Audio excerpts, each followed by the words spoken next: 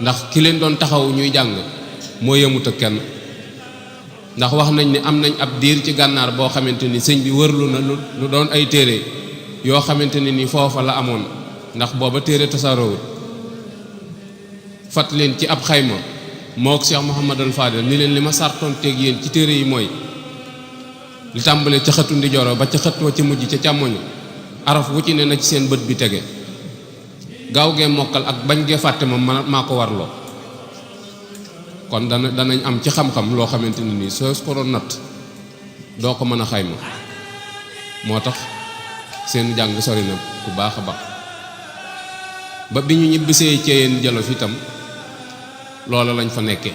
muy di liggéey ba Cheikh Mouhamadul Moussa foofu fii ci Ceyeen Jolof la tudde